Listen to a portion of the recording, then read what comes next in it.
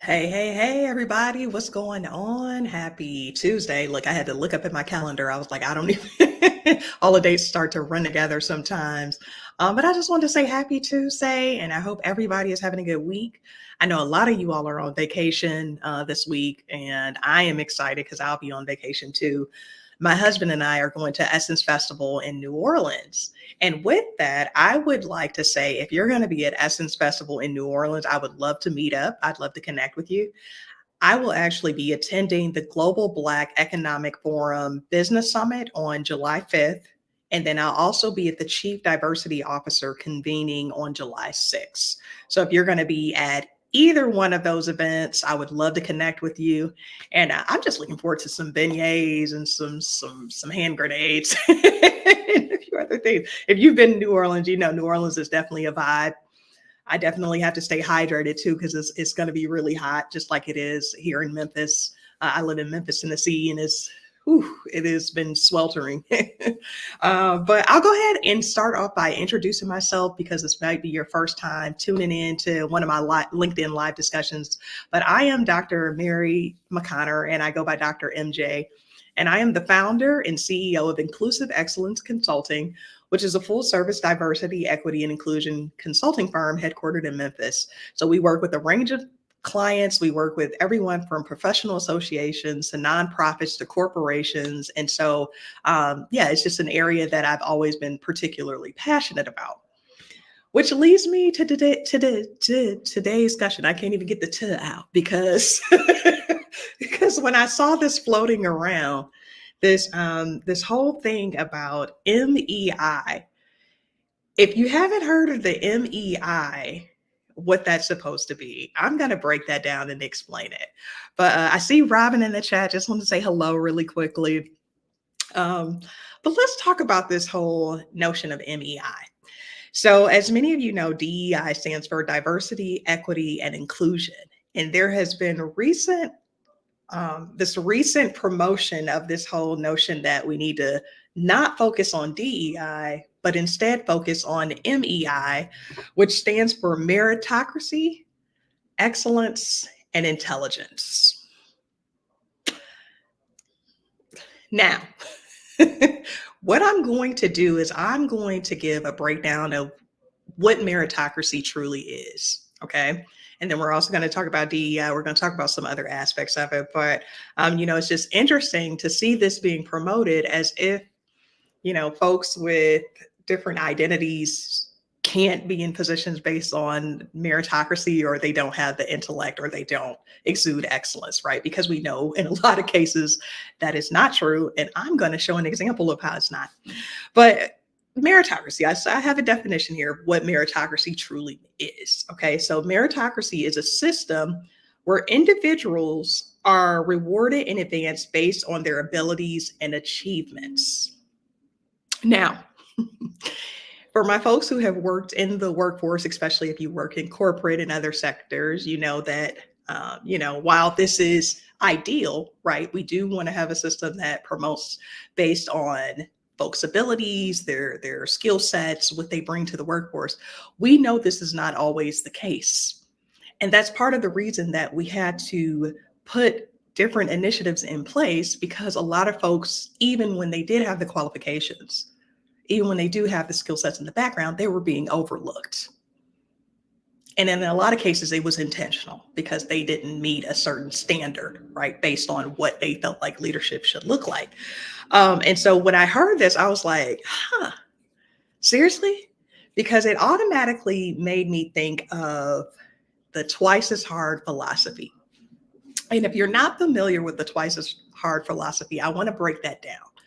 So a lot of folks with marginalized identities, minoritized identities, a lot of women, people of color, they have had to operate using the twice as hard philosophy in order to advance in the workplace. So what does that mean? So working twice as hard means that essentially you're putting in more effort, you're putting in more time, you're doing everything you can to really show your expertise just to be on the same playing field as maybe a counterpart who did not have to do that, Right. And so I want to pull something up really quickly. We're gonna have a little fun today because I said, oh, this whole MEI thing, if we're truly going based on MEI, then there are certain folks who should have been in leadership positions ages ago.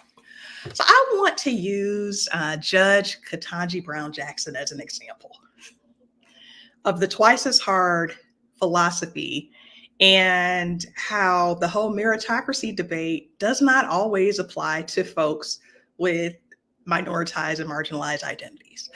So if you look here, this is a graphic that was developed around the time that Supreme Court Justice Ketanji Brown Jackson, around the time where she was being installed as a Supreme Court Justice. And somebody created this graphic, which I love, and they created this graphic to really compare her expertise, her background, what she brings compared to her counterparts.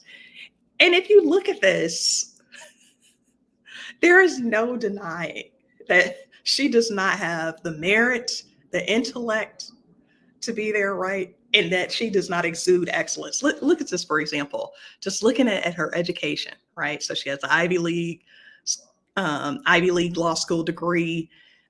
If you look at her career, right, what she's done, she was a public defender, sentencing commission, district judge, court of appeals judge, what she's done in comparison to her counterparts, right?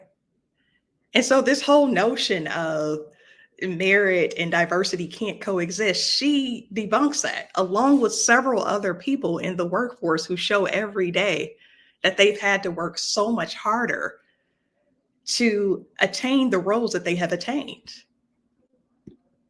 And so that's why when I heard that, I said, MEI, wait a minute, are we trying to insinuate that just because individuals may come from, different backgrounds in terms of race, ethnicity, gender, and other different identities, are we trying to insinuate that they somehow aren't qualified to be there? And what's interesting is that I read a study a while back, and I'll be sure to put the study in put the link in the chat.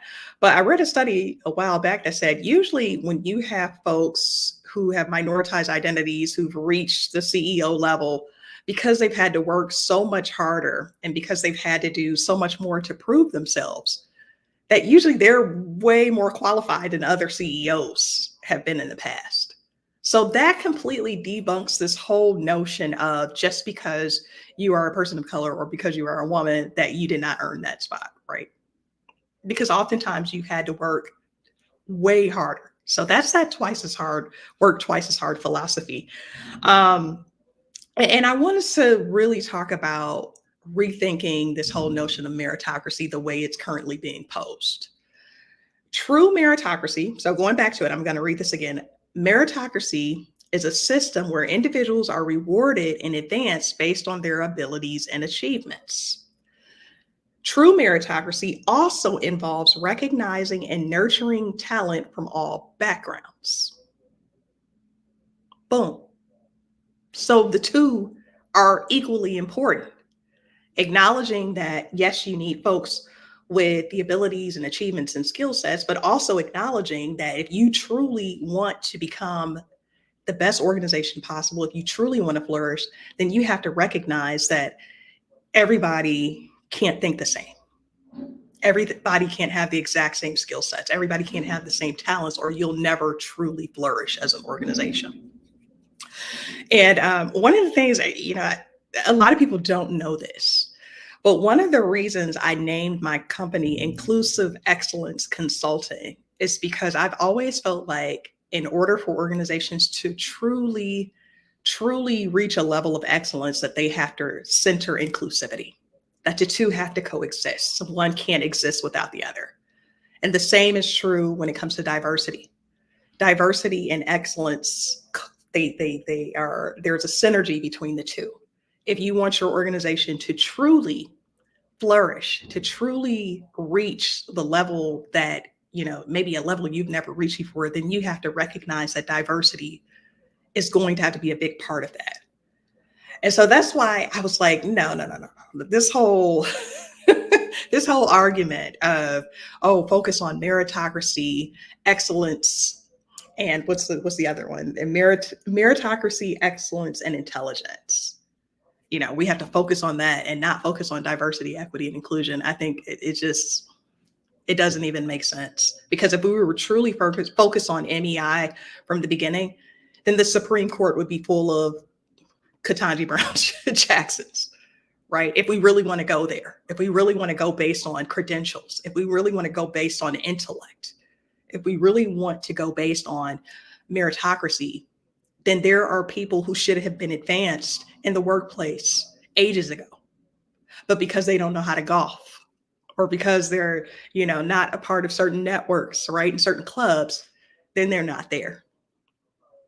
I always joke about that. I always say, like, how much further along would I have been in my career if I knew how to golf and, speak certain lingo, right? Because it wasn't about merit, right? I've always done really well academically. I've always done really well in the workforce, but there were just certain clubs that I was not a part of, because there were folks who, who didn't look like me, who weren't a part of those clubs. It wasn't something that I was invited to.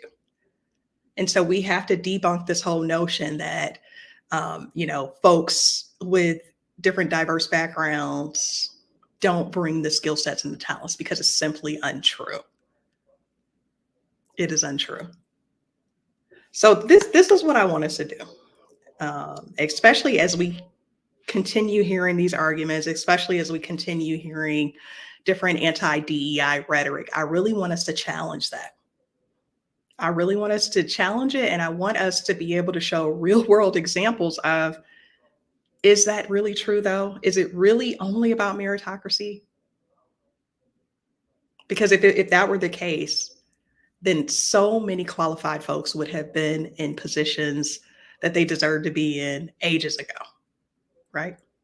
Because me, I'll show the receipts. I'll pull up charts and graphics and data and say, okay, if that's the case, then let's talk about that. Because we know that a lot of folks deserve to be in positions of leadership. We know that they deserve to be in certain positions that they have been excluded from. So let's not make it purely about one area when we know that it's so much bigger than that. We know that there's a lot of bias in so many structures and systems. And to say that, oh, well, it's purely you're not working hard enough, when we know that's not true, because of the working twice as hard mantra that a lot of people have to live by, unfortunately. So we know that's not the case.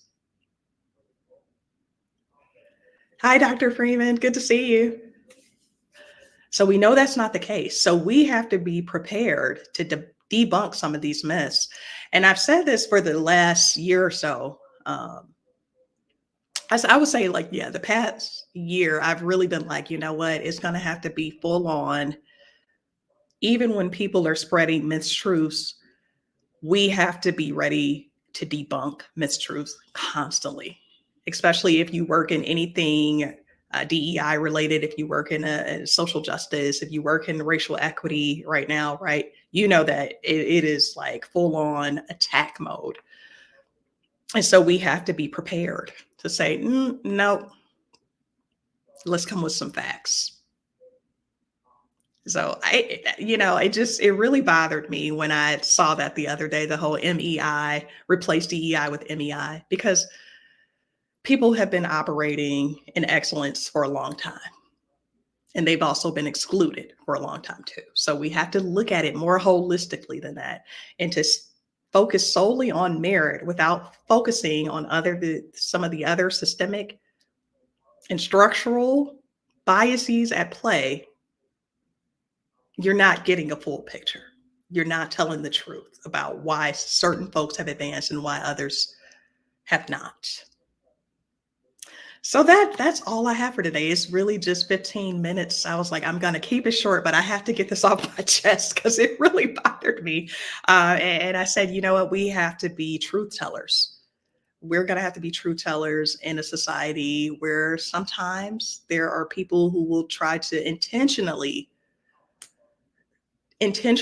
make it seem like the work that we're doing in the DEI space, the work that we're doing in the racial equity space and other spaces, right?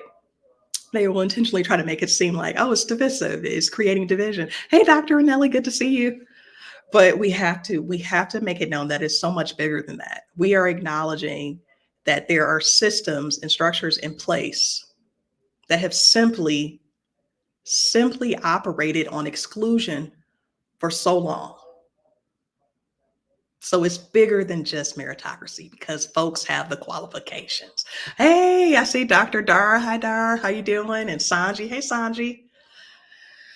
So again, if you'll be at the Essence Festival this weekend coming up, I would love to connect with you. Like I mentioned, I'll be at the Global Black Economic Forum Business Summit. And also I will be at the Chief Diversity Officer convening on July 6th. So let's link up. Let's go get some coffee and beignets, connect, and tell me what's going on in your world, how we can support each other. And I hope you all found this insightful because I just feel like we're going to have to be more prepared than ever to stand firm and say, you know what, no matter how you try to twist this, how you try to paint this narrative, this is the reality of what people have had to experience in our society for years. It is not just about merit. I look at some of my friends, you look behind their name, they got the long, I know Dr. Freeman's one of them, they got all the credentials and all the degrees and certificates. And I'm like, it's not about merit, right? Because folks have the merit, they have the intellect, they have the skills. It's bigger than that. And we have to make sure that we paint a holistic picture for people who try to deny the fact that people have experienced exclusion. It is real. And how we respond to it needs to be just as real and authentic and truthful. Thank you all. Thank you for allowing me to really, I just needed to get that out. I was like, oh no. We are not doing this. We are not doing this because we know it's more to it. So I hope everybody has a great holiday week. Stay safe, stay hydrated. If you're in the South or anywhere, I know it's like heat waves across the nation. If you're going to be outdoors, drink a lot of water, stay cool, put on some sunscreen. Yes, all of us need sunscreen and have a good week. And yeah, thank you.